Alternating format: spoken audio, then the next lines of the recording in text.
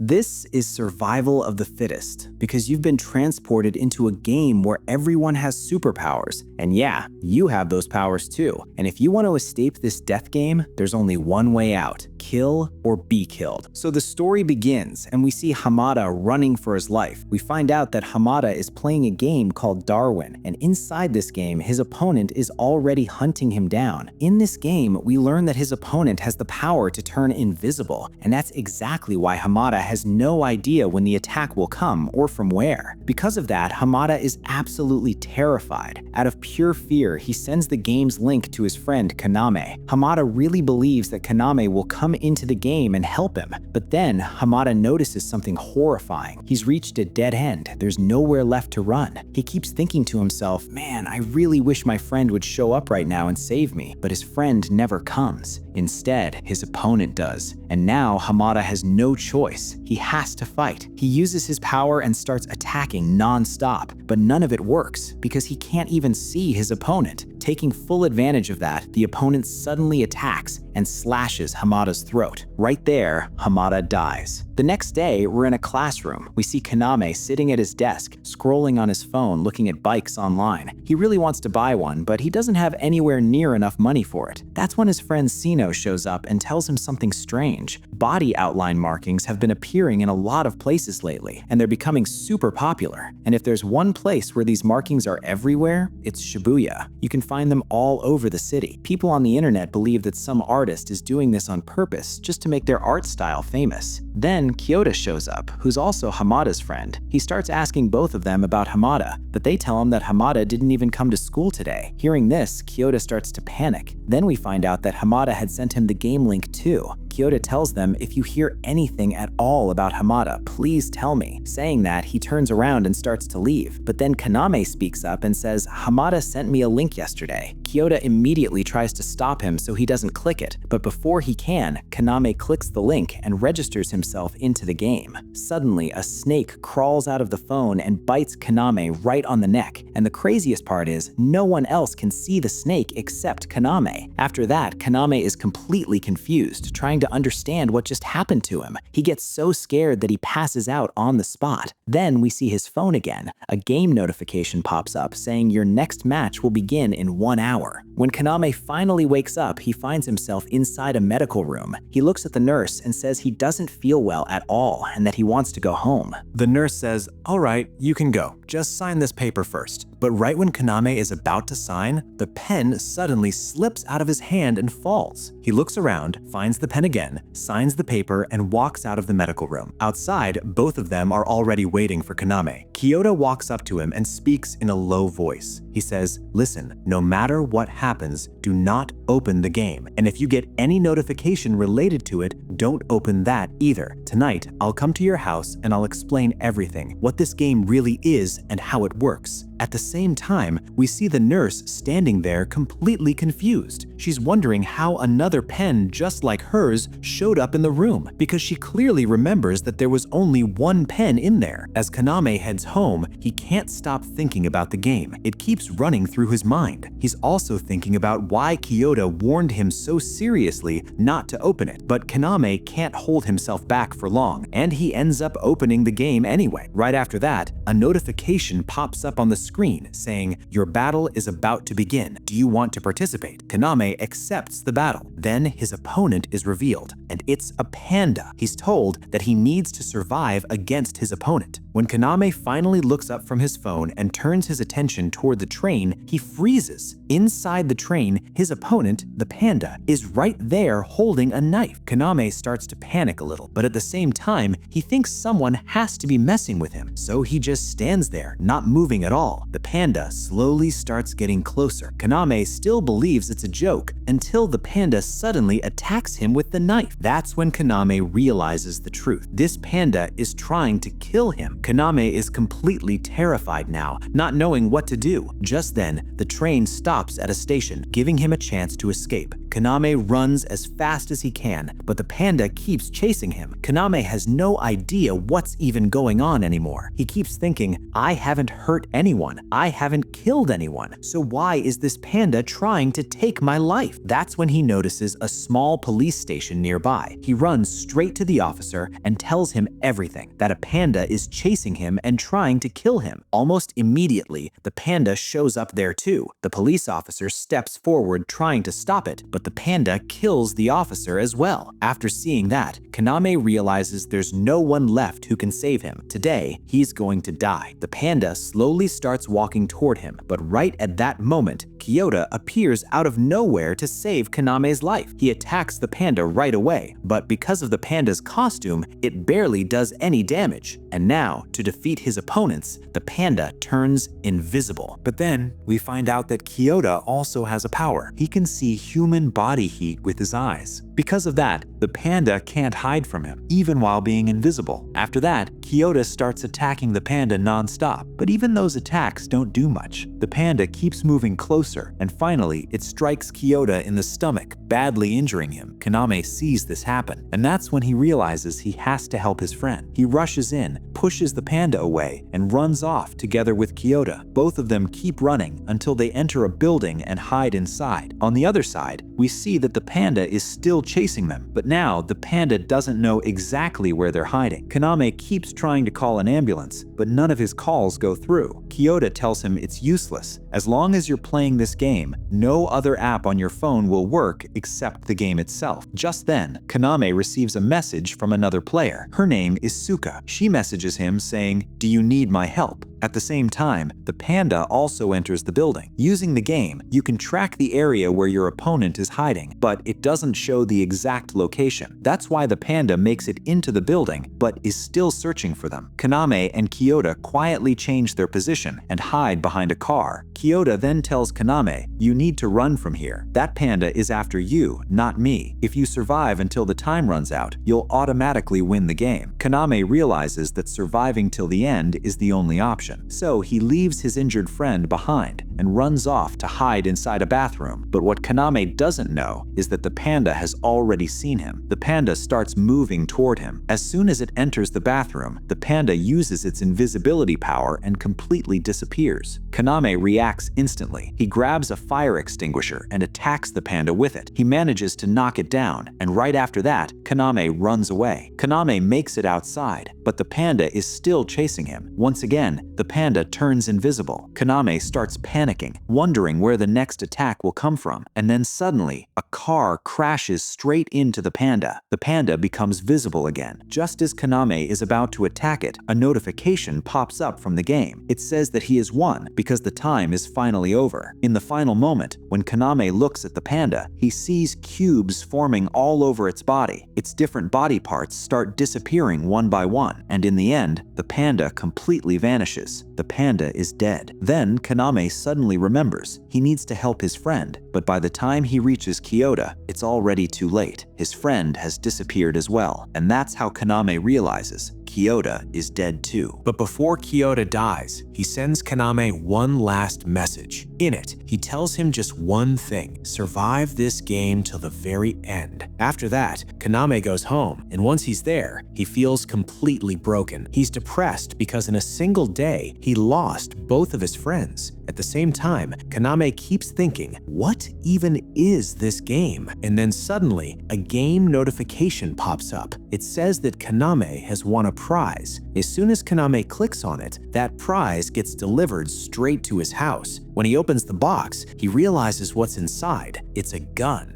And right there, Kaname makes a decision. He decides that he's not going to die anymore. He's going to survive this game till the very end. And not just that, he's going to figure out everything about this game. On the other side, we're shown a clan called S, a clan that's considered the most dangerous clan in the entire Darwin game. This clan is wiping out all the other smaller clans that live around Shibuya city. Now here, we see Shuka. She's standing near the body outline markings on the road, and she realizes something shocking. Someone has killed 12 players at once. At that exact moment, she receives a message from Kaname. Kaname tells her that he wants to meet. After that, we see Kaname arrive at an abandoned factory, the place where Shuka called him. As soon as Kaname sees her, he immediately starts asking questions. How do you end this game? Can you tell me more about it? I don't want to play this game anymore. I want to get out. But Shuka tells him something terrifying. You can't leave this game. If you want to quit, you'll have to die. Kaname doesn't believe her. He keeps saying, how is that even possible? How can someone not quit a game? And on top of that, I don't even want to play. This game is nothing but death. Shuka smiles and calmly says, there is one solution. If you want to stay alive here, you'll have to kill other people. Kaname wants to ask more about the game, but Shuka stops him. She tells him, I'm not going to tell you anything else about this game. I don't trust you. Kaname immediately responds, believe me, I didn't come here to kill you. Just tell me, what do I need to do so you can trust me? Shuka looks at him and says, tell me your sigil. Kaname freezes because he doesn't even know what a sigil is. Then it's explained that at the very start of the game,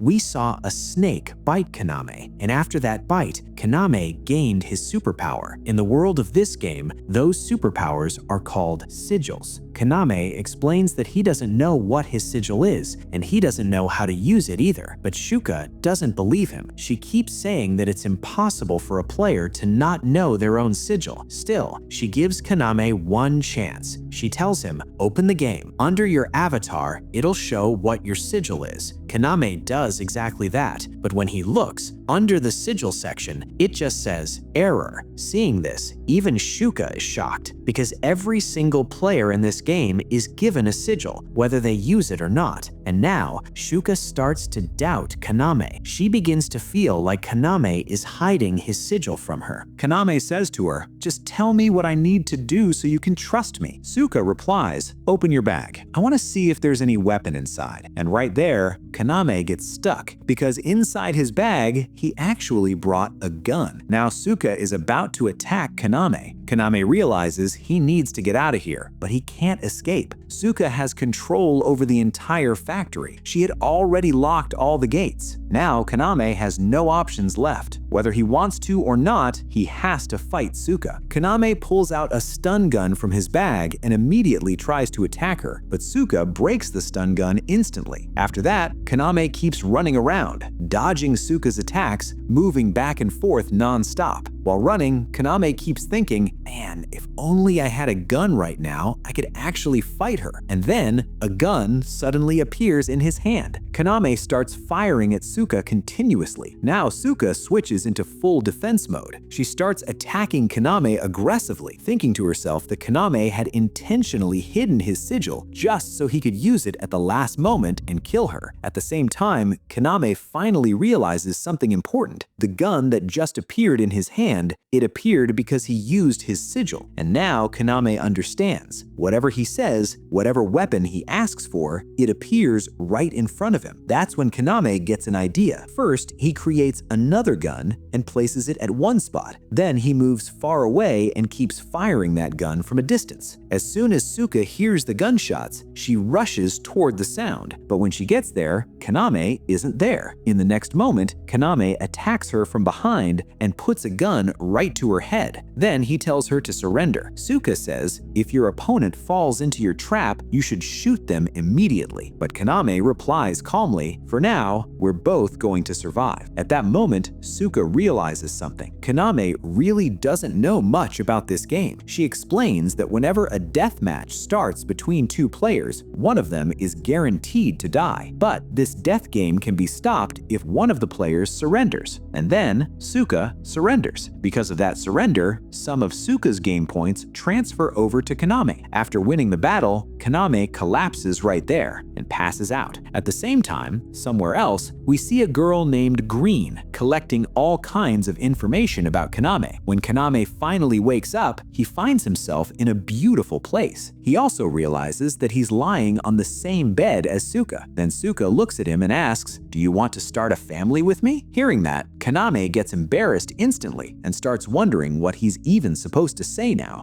That's when Suka clears it up and says, "Don't get the wrong idea. I'm not talking about that. I'm talking about forming a clan. In the Darwin game, you can create your own clan, and that's what people here call a family." Now, as the two of them are heading somewhere together, Suka starts explaining everything to Kaname. She tells him that the place they were just in was actually a shelter provided by the game. Any player can come and stay there, but you have to pay with your game points to stay for a few days. If you want, you can even stay for a whole week. As long as you're inside the shelter, no other player can challenge you to a fight. On top of that, any points you win in this game can be converted directly into real cash. After that, Kaname is about to leave, and before going, he tells Suka, "You asked me earlier if I wanted to form a clan with you, and my answer is yes. I'm ready to form a clan with you." Kaname then thinks he should head home, but suddenly he remembers he doesn't even have cash to pay for a taxi, so he goes to withdraw some money from his bank account. And the moment he checks his balance, he's shocked. There's 1 million in his account. That's when he realizes this 1 million came from exchanging 10 points, and those 10 points didn't belong to just anyone. They were Suka's points, the ones that got transferred to him when she surrendered. Now Kaname finally understands why his friends had joined this game in the first place. But in Kaname's eyes, this money means nothing, because as long as you're playing this game, there's always the risk of death, and if you die, this money is completely useless. Just then, Kaname gets another notification from the game. When he opens it, it says treasure hunt. The scene changes, and we see two players fighting each other. The girl defeats the guy. After losing, the guy says, "At first, I thought those 12 players were taken out by someone else, but I was wrong. It was the S group's doing, and you were the one who did it." The girl doesn't respond at all. She just turns around and walks away. The next day, we see Kaname and Suka walking around together. While they're out, Suka explains all the rules related to the game. She tells him one very important thing: never say the game's full name out loud in public. If you ever need to talk about it, use code words like D-game or Death Game, because if you don't, either you'll be teleported somewhere else without warning, or you'll be killed. After that, they end up in a park. Kaname asks Suka why she joined the game in the first place, but Suka doesn't answer. She stays quiet. Then we see both of them enter a mall. Suka says she wants to buy some clothes. She goes into the trial room to try them on, while Kaname waits outside. That's when we see Rain. She gives a man all of Kaname's information, including where Kaname is right now. And that man also arrives at the same mall. He walks straight up to Kaname. Meanwhile, Kaname is lost in his thoughts, constantly thinking about the game. Suddenly, the man comes close, takes Kaname's phone, and says, "Let's go somewhere else and talk." After they step outside the mall, the man says, "You're way too careless with your phone. Remember this. Don't ever lose it. If you do, you won't know who your next battle is against. You won't be able to track your opponent's location, and you won't even be able to buy a shelter." Kaname starts getting scared. He's thinking, what if this guy breaks my phone? Then both of them walk into an empty alley. The man starts explaining, "You've become pretty famous in the game. First, you defeated the panda, then you defeated Suka. You probably don't even know this, but Suka is an A-rank player. No one has ever beaten her in this game." He continues, "And I want to see what's so special about you, how you managed to beat a player like Suka. So yeah, I'm gonna battle you right here." Kaname tries to explain, "I got dragged into this game by accident. I don't want to kill anyone. That's not why I'm here." But the man doesn't listen. He attacks Kaname. At the same time, Suka comes out of the changing room, and Kaname is gone. That's when she gets a call from Rain, and then we find out the truth. Suka had actually paid Rain to gather information about the S-Clan and the Danju Boxing Club, and whatever Rain managed to find out, she tells all of it to Suka. After that, Suka asks, "Where is Kaname? I'll pay you more." Once more money is offered, Rain finally reveals which player she gave Kaname's information to. Meanwhile, Kaname is getting beaten up, and his opponent says, "I still can't believe it, that you defeated an A-rank player like Suka." But here, Kaname says, "You messed up by thinking I was weak." And right at that moment, Kaname summons a stun gun and instantly attacks the guy's leg. The shock hits, and the man staggers back. Kaname goes in to attack him again, but this time, the guy is ready. He kicks Kaname hard and sends him flying backward. Kaname gets up and says, "Yeah, you pushed me back, but your phone is with me now. Surrender, because if you don't, I'm breaking your phone." Just then, Sudaka arrives too. Seeing this, The man realizes he has no choice but to surrender, and the moment he surrenders, the game ends right there. After that, the man introduces himself. He says, "I'm a member of the Danju Boxing Club. My name is Tenji." But before anything else can happen, the treasure hunt starts. All three players freeze in place. Seeing this, Kaname starts panicking. That's when Sudaka calmly says, "Relax, we're just about to get teleported somewhere else, but we won't all be teleported to the same place. So our first priority is to find each other." And just like that, all three of them get teleported to different locations. Kaname gets teleported into a room. Suddenly, his phone buzzes with the notification. All the rules of the game are explained. The rule is simple. Every player must collect 3 rings within 24 hours. But here's the problem. There are way more players than rings, which means the remaining players will have no choice but to kill others to collect rings. On top of that, the game's search feature is disabled. So now, every player has to find others on their own. Every ring in the game has a stone on it, and each stone has its own point value, and you can only locate these rings using the game's camera. The moment Kaname turns on the camera, he finds his first ring right inside the room. When Kaname puts the ring on, it feels completely normal, but when he looks at it through the camera, he realizes there's a ruby stone embedded in it. The total point value is 5,000, and if converted to cash, that's 50 million yen. And the final rule of the game is brutal. If any player fails to collect 3 rings within 24 hours, they will be killed. Meanwhile, we see Rain getting teleported into the same building where Kaname is. Then, we see the leader of the G clan, Wong. He looks extremely happy, and the reason is simple. This event is happening inside Shibuya City, a place he knows inside and out. Suddenly, a player with fire powers attacks Wong head-on, but the fire has absolutely no effect on him. Without hesitation, Wong pushes the attacker straight off the building, and just like that, 1 player out of 300 is eliminated. But then, something really strange happens. The moment the game starts, a weird sound echoes throughout the city. After that sound, all the normal civilians, the ones not participating in the game, quietly return to their homes. Now, Kaname thinks about leaving the building, but the moment he opens the gate, he sees the outline of a dead body right in front of him. Seeing this, he realizes there are already a lot of players here, and they've already started killing each other. He heads toward the elevator, but the elevator is coming down from above. When he checks it with the camera, he sees there's a ring inside the elevator, which means a player is coming down. Kaname hides and starts watching carefully. As soon as the elevator doors open, a player steps out, holding an AK-47. He instantly spots Kaname and starts firing at him. Kaname tries to escape by running down the stairs, but the stairway is blocked by a huge tree trunk. Now, Kaname has no options left. He has to take the elevator. As Kaname cautiously approaches the elevator, he notices the player isn't there. He thinks, maybe I can quietly get out of here. But the moment he calls the elevator, the player suddenly appears again.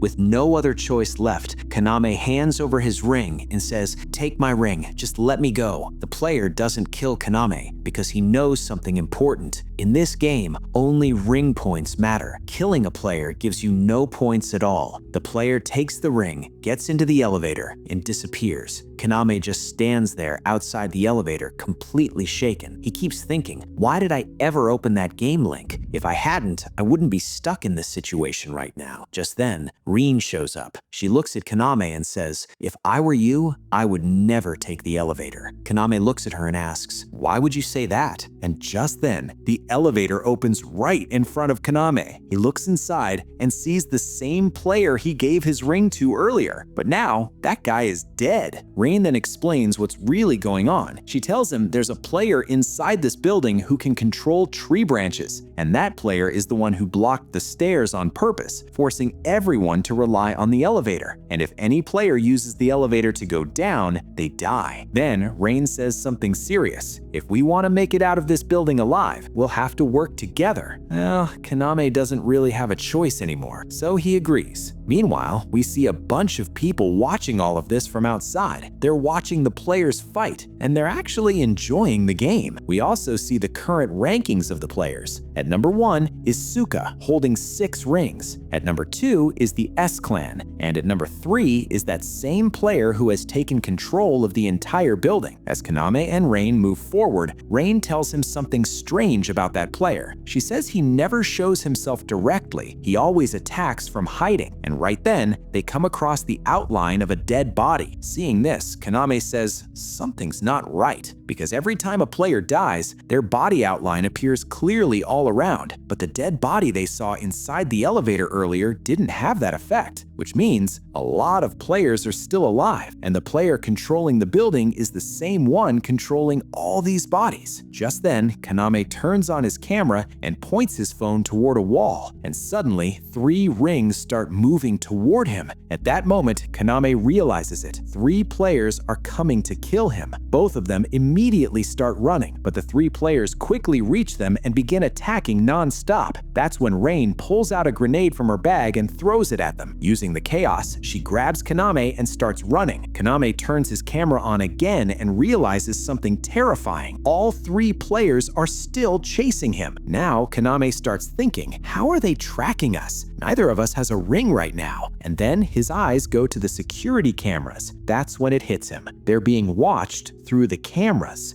I shoot that camera straight up with my gun. Reen says, if Florist is tracking our location through the cameras, that means Florist has to be sitting in this building's control room because all the monitors are there. After that, Kaname starts breaking the cameras one by one. Florist is sitting in the control room, watching everything, and he says, this won't be enough to stop me. I've already taken over the entire building. Up ahead, Kaname destroys all the remaining cameras. Because of that, Florist can't track Kaname and Reen anymore. But the people whose bodies Florist has taken over, every single one of them is wearing a ring. Using those rings, Kaname can easily track them. We're told that Florist can control these people so easily because they were all searching for the ring themselves. If Florist orders them to take the ring off, that would go against their own desire, and because of that, Florist's control over them could break. That's why Florist can't even command people to remove the ring. Now Florist comes up with a new plan to find Kaname and Reen. In this plan, Florist places 2 men on every floor. They'll search from both sides, hunting for Kaname and Reen. If anyone gets killed anywhere, Florist will immediately know where Kaname and Reen are hiding. But even after checking every single floor, Florist still can't find Kaname and Reen anywhere. We're shown that Reen and Kaname are hiding inside a locked room. That's why Florist can't catch them. After that, Florist starts using his brain and soon figures out their location. Florist thinks, I've checked all the halls. They're not there. That means they could be hiding inside a room, but all the room keys are kept on the first floor. Then we're told that Kaname used his power to create a copy of one room's key. Florist figures out the room number based on Kaname and Reen's last known location and sends all his men there. As soon as the men reach Kaname and Reen's room, they find no one inside. We see that Reen and Kaname already escaped from there. Suddenly, a loud explosion happens on the 25th floor. Reen tries to break the exit that's blocked by bombs, but the exit still doesn't open. Because of that explosion, Florist figures out their location. Without wasting a second, Florist sends all his men to capture Reen and Kaname. Reen attacks them with a stun grenade. A blinding flash of light explodes out. Then Reen uses a stun gun and knocks them all unconscious. After that, we're shown a scene from the past where Reen and Kaname are making a plan. Inside the game shop, Reen buys a few grenades. Reen explains that because of her power, she can use these grenades in the most effective way possible. Reen's power is called Laplace. Laplace was actually an 18th century scientist. He came up with a concept where he imagined a being that knew the mass and structure of everything in the world. Because of that, it could easily calculate anything in existence. Just like that being, Reen can use her power to perform any calculation